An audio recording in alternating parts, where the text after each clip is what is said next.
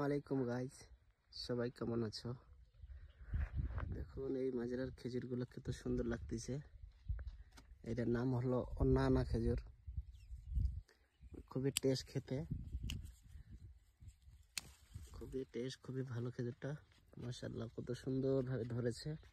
গাছটা ছোট। ইনশাআল্লাহ এই মাজরার খেজুরগুলো কিনে নেওয়া গেছে কিন্তু ছাতল হিসাবে। তো এখন আমি ওদেরকে বলছি যে পুরো কন্ট্রাক্ট কত দিবে। 300 গাছ আছে, মুশাক্কেল গাছ। অন্য আরও খেজুর আছে অনেকগুলা।